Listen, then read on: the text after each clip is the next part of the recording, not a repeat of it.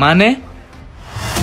আমার লাইফের স্টোরিটা শুনলে বুঝতে পারবেন আপনার এই পৃথিবীর কাউকে খুব বেশি ট্রাস্ট করা উচিত না। ভাই, আমার আপনার স্টোরি শোনার কোনো ইচ্ছা নাই। আমি মেন্টালি অনেক স্ক্র্যাচ। আমি জানি আপনার এই ফিলিংসটা।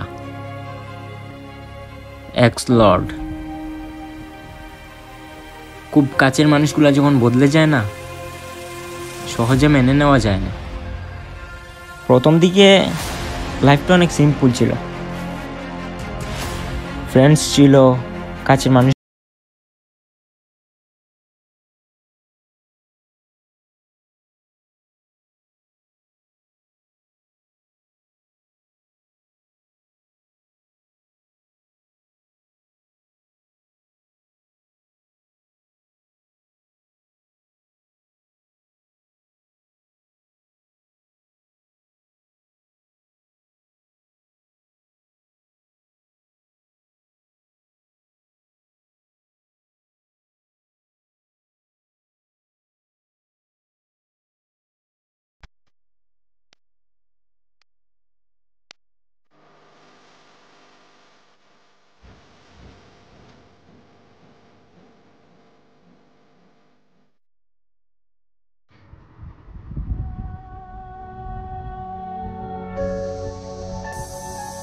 কি চুপ করে থাকার জন্য দেখা করতে আসছো?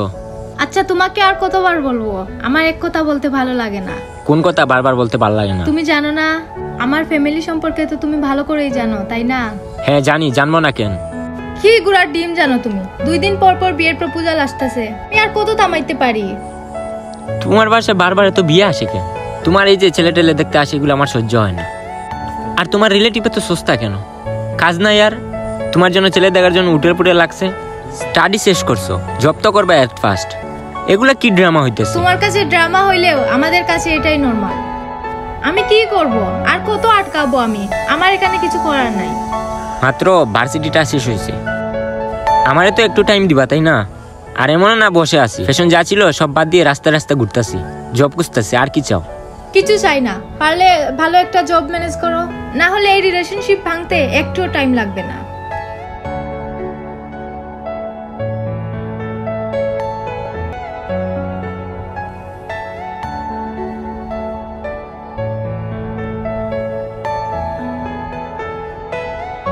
কিরে, কই থেকে আসলি? আপেলটা দে। কিসের আপেল? আরে যেটা আছে দে। বাইরে ভাই, তুই এমন একটা জিনিস আজ পর্যন্ত কাউরে দেখলাম না এই আপেলের গ্রান শুনতে। মন মেজাজ ভালো নাই। কি করতেছি লাইফে বল? ভার্সিটি শেষ করছি, জব করবো, এখন জব কই? 4টা বছর প্রাইভেট ভার্সিটি থেকে কি শিখছি? তুই কি শিখছস?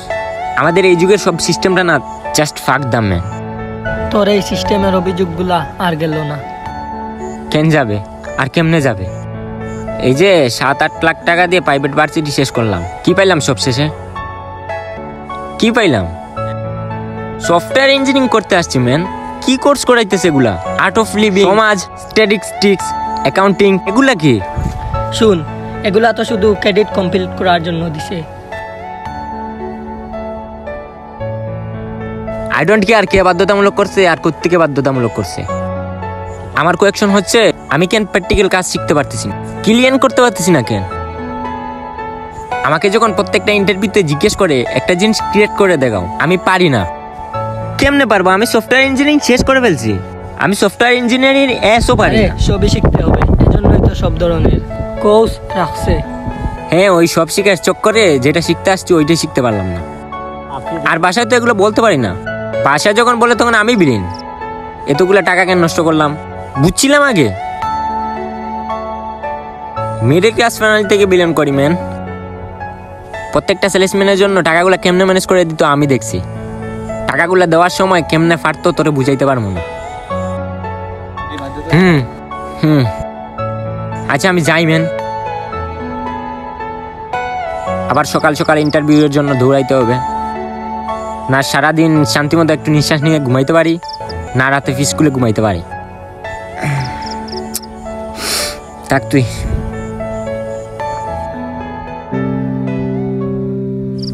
কয়টা বাজে? একটা। সন্ধ্যা হতে এখনো অনেক সময় বাকি, কিন্তু তখন আমার কাছে সময় ছিল খুব অল্প।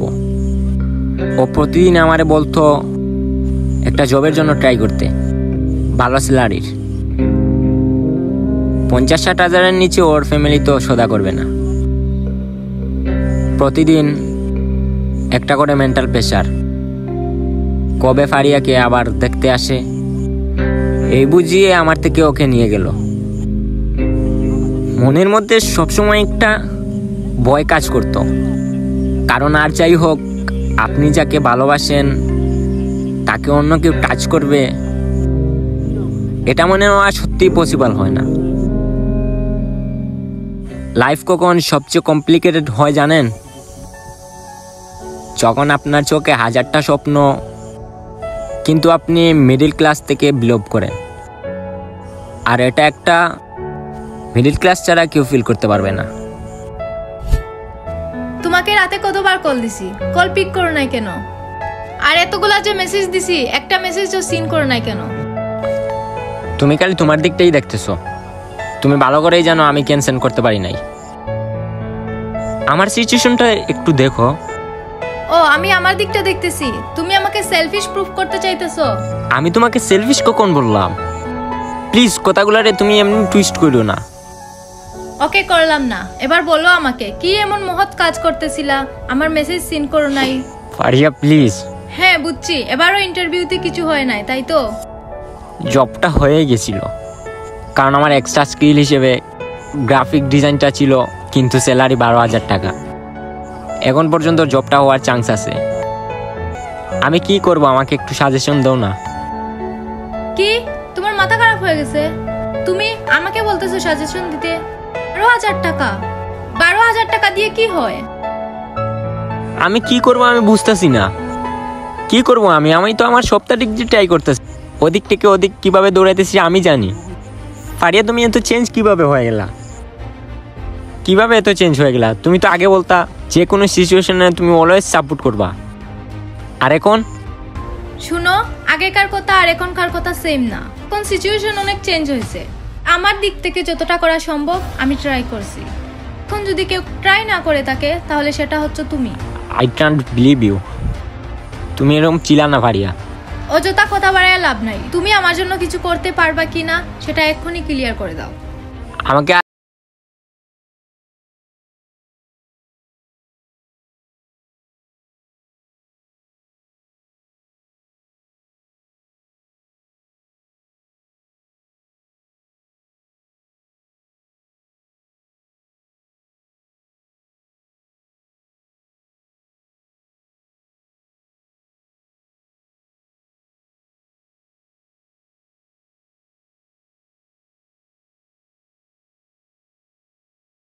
আদারওয়াইজ এটাই আমাদের শেষ দেখা।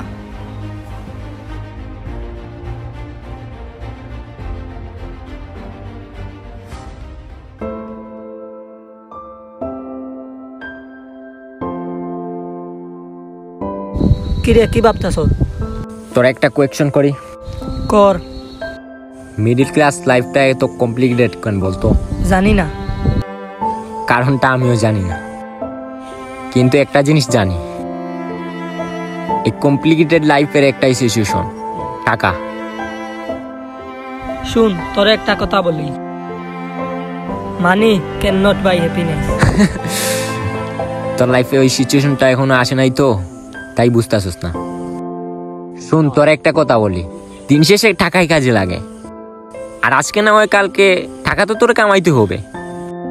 পকেটে নোট না থাকলে না কেউ পাশে থাকে না, এমনকি তোর কাছের মানুষরাও না। শোন, টাকার জন্য লাইফে যত স্ট্রাগল করতে হয় অলওয়েজ রেডি থাকিস, অলওয়েজ। এমনি এমনি আসে না ব্রো। আর কি জানো বললি, money can not my happiness. তোর এসব ফিলোসফি তোর পকেটে রাইখা দিস। I don't bless over I and your rich.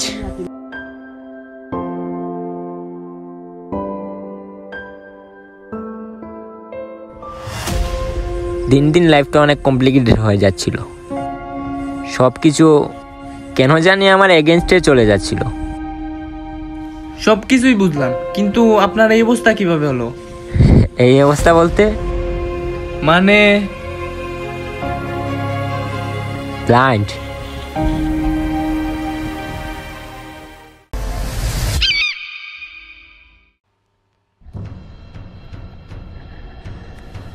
সেদিন ইন্টারভিউয়ের জন্য যাচ্ছিলাম, মনের মধ্যে অনেক বড় একটা ভয় কাজ করতেছিল, কিন্তু ভয়টা ইন্টারভিউয়ের জন্য ছিল না, ফারিয়াকে হারানো। প্রচুর কনফিউজ ছিলাম, বারবার গুগল থেকে সব কিছু রিকভার করতেছিলাম, কিন্তু হঠাৎ করে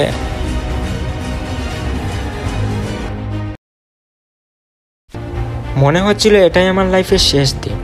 চোখের সামনে সব কিছু অন্ধকার হয়ে যাচ্ছিল, অথচ 2 মিনিট আগে আমি আমার লাইফ নিয়ে কত সিরিয়াস ছিলাম। এরপর অনেকদিন ফারিয়ার সাথে দেখা হয়নি। কতদিন আমার সেন্স ছিল না, আমার নিজেরও মনে নেই। আর যখন সেন্সে আসলাম তখন সব অন্ধকার। ভেবেছিলাম আমার এই অবস্থার কারণে ফারিয়া একটু হলে সিম্পাতি দেখাবে, কিন্তু আমি বলছিলাম। নতুন করে ড্রামা করতেছো না? অ্যাক্সিডেন্ট হয়েছে তোমার, বন্ধুদের সাথে ট্যুর মেরে আসবা, আর সেটা লুকানোর জন্য ড্রামা ক্রিয়েট করতেছো। আমি কখনো ইমাজিন করি নাই আমার এই সিচুয়েশনটা তোমার এইভাবে এক্সপ্লেন করতে হবে। কি সিচুয়েশন? দেখি তোমার কি সিচুয়েশন, দেখি দেখি। আমার গ্লাসটা দাও প্লিজ, আমার এই পৃথিবীর আলো আর সহ্য হয় না।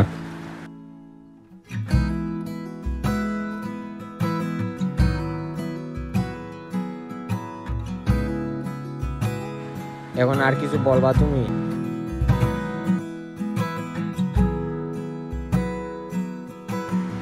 পারিয়া,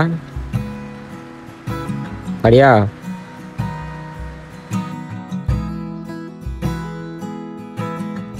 পারিয়া।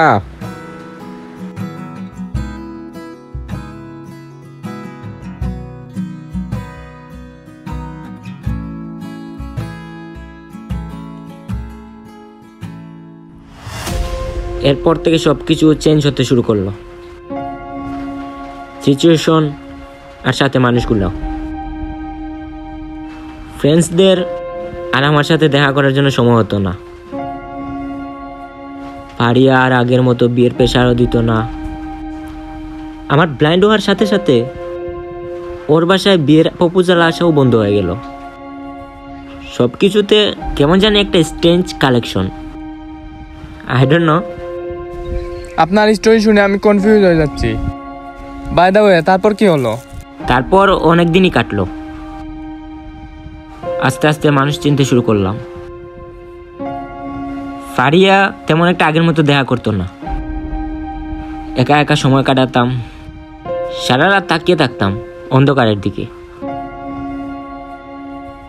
তার কিছুদিন পর ফারিয়া দেখা করতে আসছে। কি অবস্থা, কেমন আছো? তুমি বুঝলা কি করে আমি আসছি? তুমি আমাকে ইজিলি ভুলে যেতে পারো, কিন্তু আমি পারি না। ভুলে গেলে তোমার সাথে দেখা করতে আসতাম না। আচ্ছা, তুমি আমাকে এখন এইভাবে কেন ইগনোর করো? কই ইগনোর করি, বুঝো না, বাসায় একটু কাজ থাকে তো এই জন্য। ও আচ্ছা। আচ্ছা তুমি একটু দাঁড়াও, আমি সামনে শপিং মল থেকে আসতেছি, আমার একটা আয়রা কিনতে হবে। এখানে শপিং মল কবে থেকে? এই তো নতুন দিছে কিছুদিন আগে। আমি যাই? আমার সাথে যাবো? আমিও যাই। তুমি বুঝোই তো এখন। ও আচ্ছা, আই এম সরি, আমার মাথায় ছিল না। আমি তো এখন। আচ্ছা তুমি ওয়েট করো, আমি যাই। আচ্ছা, আমার একটা হেল্প করতে পারবা? কি? আমার ফোন থেকে একটা সোহানকে কল দিতে পারবা? আমি খুঁজে পাচ্ছিলাম না।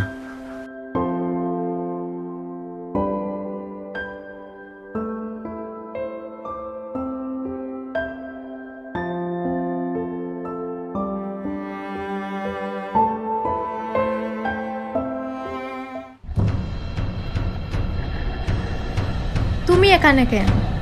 তুমি এখানে কেন? তোমায় না বলছি ওর সাথে দেখা করবা না? তুমি কি আমার সাথে ডাবল গেম খেলতাছো? আমি কি চাইলে না দেখা করতে পারি? হুট করে কেমনে কি করব আমি? আমি তো চাইতেছি ওর পিছু ছাড়তে। ট্রাই করলেই পারো। মানে কিভাবে? তোমার কিচ্ছু করতে হবে না, আমি সব সেট করে রাখছি, তুমি শুধু আমাকে ফলো করো। আচ্ছা তুমি তাকো, আমি আসতেছি।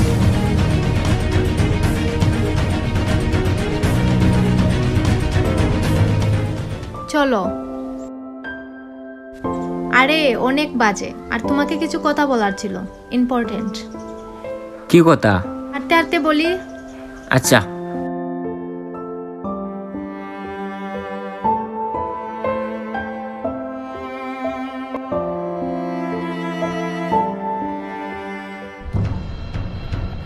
তুমি আমাকে বলছিলা কি যেন ইম্পর্টেন্ট কথা বলবা?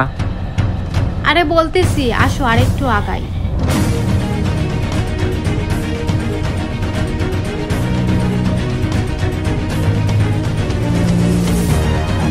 কি হইছে?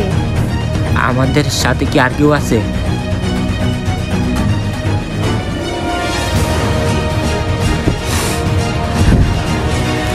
আমি আমি স্মেল পাচ্ছি। আরে কি বলতেছো তুমি? চলো না, কেউ নেই আমাদের সাথে। তুমি কি আমাকে ট্রাস্ট করো না? করি।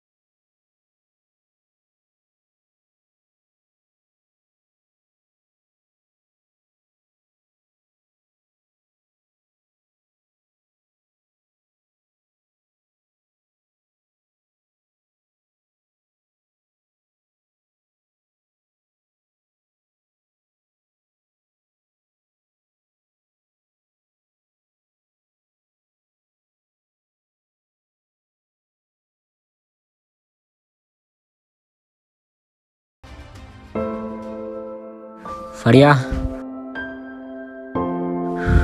আমি জানি তুমি এখানেই আছো। তুমি আমাকে ভুলে গেলে আমি তোমার স্মেল বলতে পারি না। You know, this ad is proud about betrayal. That ad is comes Amy's. বিশ্বাসঘাতকতা অলওয়েজ তাদের থেকেই আসে যাদেরকে তুমি সবচেয়ে বেশি ট্রাস্ট করো। একটা সময় তুমিই বলতা লাইফের যে কোনো মুভমেন্টে তুমি পাশে থাকবা, আর এখন তোমার তো কষ্ট করতে হইতো না, আমি নিজেই তোমার লাইফ থেকে চলে যেতাম। অনেক ইজিলি ভুলে যেতা আমাকে, বাট ট্রাস্ট মি, আজকের পর থেকে তোমরা কেউ আমাকে বলতে পারবা না।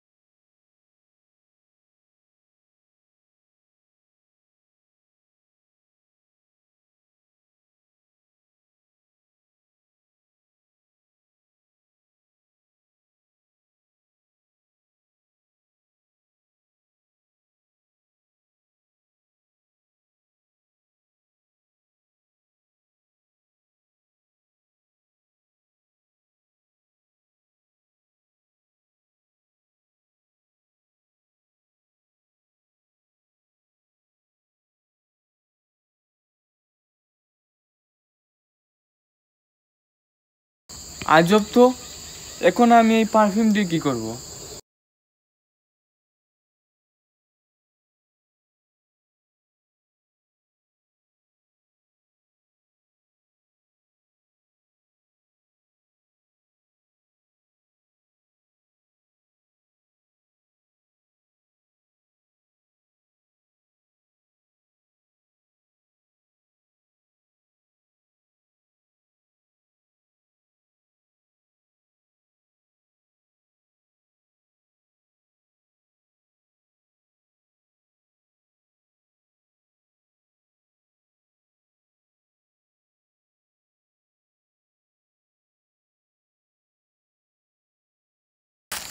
তোমার সাথে কেন এমন হলো?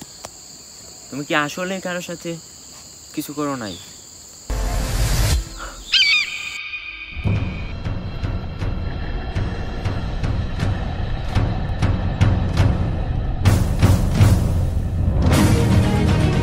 হায় হায়, এ কি করলাম? এখন যদি আমি ওরা তুলতে যাই তাহলে কোনো পিটনি খাইতে হবে। সৌরভ ভাগ, তুই ভাগ।